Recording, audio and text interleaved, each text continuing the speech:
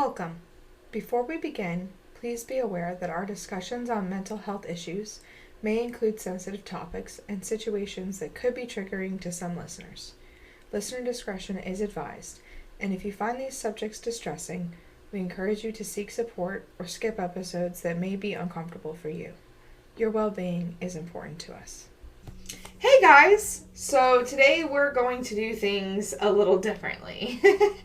I try to plan out my episodes, kind of have a little bit of a bulletin point, even though I do things more on a conversational level, but I still try to have a plan, have things scheduled out. But something happened yesterday that I want to share with you guys. So I know that at least my two episodes, my personal story episodes, have been a bit heavier just because the topics discussed are heavy. And so I wanted to do an episode, not only because of the good thing that happened yesterday, but just kind of lighten up and share some of the positive things that can happen after trauma. So, what happened yesterday?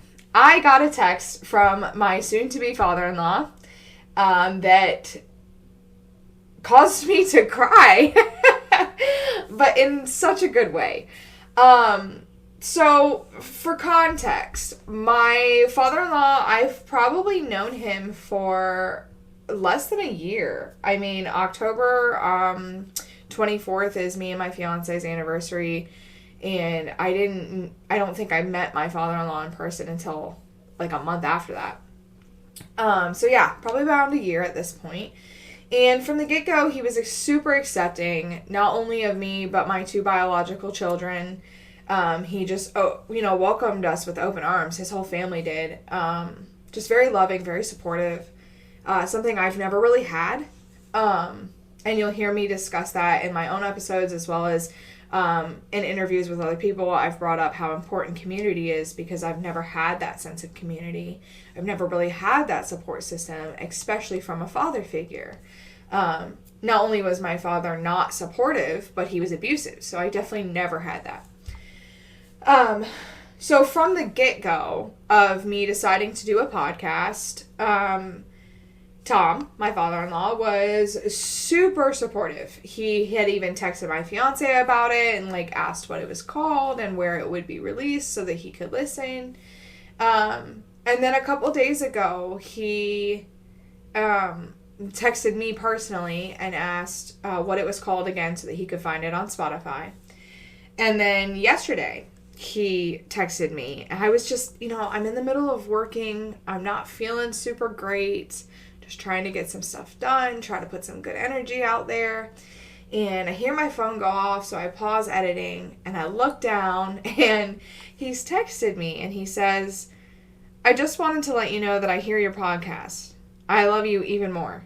You will always find love in this family, and I'm glad you are a part of us. Love you. With a bunch of heart emojis.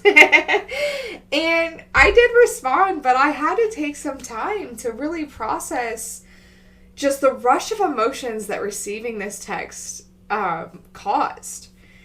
And other things he's commented on posts on our Healing Echoes Facebook page and on my personal page when I share things about my podcast, just telling me that, I have purpose and that me sharing my story is, a brave thing to do and that he's proud of me. And it just blows me away. I'm just so thankful. And so I expressed that to him yesterday. But that leads me into wanting to talk about just like I said, the positive things that can happen after trauma and abuse. And really after finding the courage to tell your story. Really coming out and talking about these topics has brought me a community I have never had before. And as I sat and I reflected about it yesterday, it dawned on me that I never had community for these specific needs because no one knew that I was suffering. No one knew that this was something I had been through. And so, of course, they're not going to lend the supports designed specifically for that wound. I've had friends and I've had family, but I've never had this kind of surrounding, this kind of community, this kind of support, until really coming out and telling my story, and also advocating for other people, and talking about these topics that, sometimes might be really heavy, and for some people might even be distressing, but are so necessary to talk about. And just how overwhelming, again, in a positive way, the feeling of being told that I'm proud, like someone's proud of me, has been for me, because I'm hearing it more and more frequently these days, even from people that I would never expect it from, just people that I didn't even realize I was on their radar. And I was actually having a conversation with one of my good friends and coach. It was during a coaching session with Sharon Narvaez, and I said something about being a placeholder, and so we kind of dissected that, and it's that I have always just kind of felt like a fill-in. I don't really think, or didn't think, that I was in the forefront of anybody's minds in my life. I was the friend that you called when no other friends were available. Like, I wasn't the kind of person that anybody thinks about when they hear a certain song or watch a certain movie or anything. Like, I never thought that I was in the front of anybody's mind. But the more that I have claimed myself, and I think that is what is so important, is that we're not just speaking words. We're not just talking about abuse. We're not just talking about trauma. In doing so, you are claiming yourself. You are introducing authenticity. And when you do that, it brings that to you as well. And it just attracts the sense of people wanting to be around you, and then therefore giving you that community and that support you always needed. And so since starting the podcast, and since starting to just talk about things that I've been through, even on social media, just saying like, hey, this is something that I relate to, and sharing it. And so people realizing like, oh, she's had traumatic events in her life, or she's been abused, she's, been a domestic abuse survivor, yada, yada, yada, whatever it might be. It's drawn people to me. And so finally I have this sense of community, and it is just, just mind blowing. I don't know how else to describe it. And I just find myself laughing at that, and just the joy that it brings me. I laugh at myself at how often I'm telling people thank you, and I'm expressing gratitude these days. It's so often. Every time someone reaches out to me and is just saying, hey, how are you doing? Reaching out to me and saying, what can I help you with business-wise? Or I want to be on your podcast. Or I'm proud of you being, you. I'm proud of you talking. I'm proud of you doing this. Thank you for giving us a platform. Each and every time people interact with me like this, I am just so grateful. Because for so long, I felt like I was just kind of like transparent. I was there and you could kind of see me, but you're just looking right through me. And finally, I feel seen and I feel heard by so many people. So that is one of the biggest, I feel like, benefits and good things that can happen after trauma. Nobody should have to go through trauma. Nobody should have to be abused. There's no positivity in the thing happening, but there is positive things that can happen afterwards. And I think if something has happened to you, one of the best things that can happen in telling your story is finding that community, is finding that support system. It is incredibly important. And it will completely change your life. And now to kind of get us to a second positive, I feel like in telling your story, it doesn't just give you the sense of community and support. It also, because that's still outside stuff, and in healing, it's really important to look at how it benefits you inside. Because the trauma happened to you, the abuse happened to you, and you telling your story should impact you. For me personally, telling my story has led me to a place of, what is the word? My mind immediately goes to powerful. But I feel like what I mean by that is I'm reclaiming power of what happened to me. I'm reclaiming control of my life. I'm reclaiming all of it. Because by telling your story, nobody can shame you.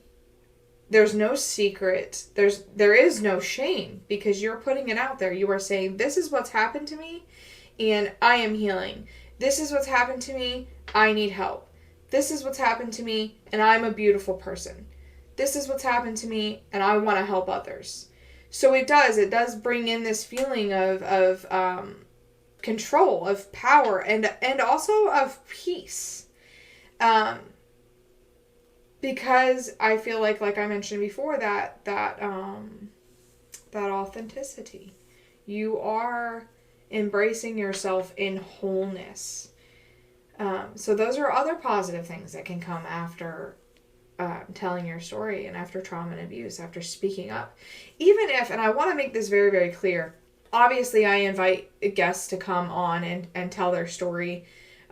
Specifically my personal story guests, sometimes the two combine, and it's a person who is sharing their personal story, but they've also found themselves in a profession where they help other people that have been traumatized and abused. And actually that is a pattern that I'm quickly realizing, that there is a lot of us that have been through things, and that's what led us to wanting to help other people. But I want to clarify that when I say tell your story, I don't necessarily mean that you have to do so on such a public platform as a podcast. I don't mean that you have to write a book. I don't mean that you have to be a speaker. All those things are wonderful, and if you do so, kudos to you. Congratulations. That is fucking amazing.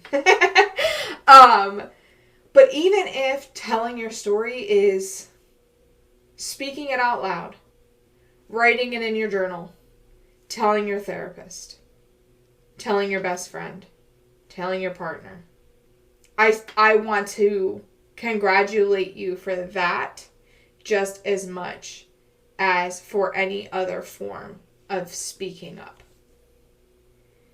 Because so many of us have kept all of our trauma, all of our abuse, all of our bad moments locked away and have literally never spoken them out loud. They've never left anywhere outside of our body, outside of our mind. And holding all of that negative energy inside of you is so damaging.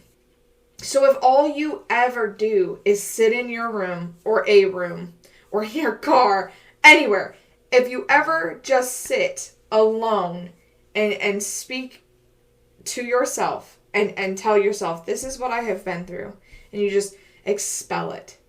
So if all you ever do is put it down on a piece of paper and then throw it away, save it, burn it, whatever feels the best to you, congratulations. Thank you. Thank you for speaking up. Thank you for doing what you needed to do to help yourself heal.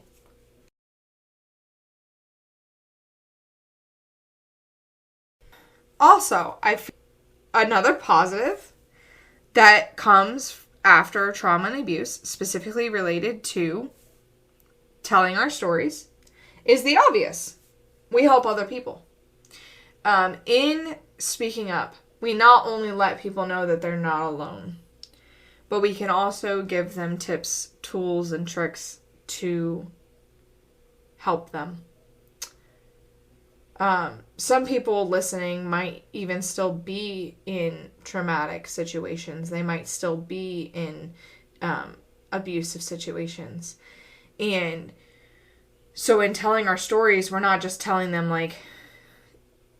tools to heal. We're not just saying, oh, meditate, or go see a therapist. But especially the episodes, and those things are great.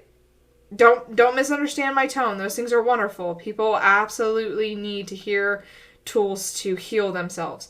But in telling your story, especially my domestic abuse survivor guests, or abuse in any form, if we tell how we got out of it, if we share the resources, then maybe a listener who's still stuck can get out of their situation. They know it's possible. So they're not just inspired, they now have the tools that they need. So not only is there positive things that happen after trauma and abuse for you, but now your story helps other people. And I think that that's absolutely beautiful.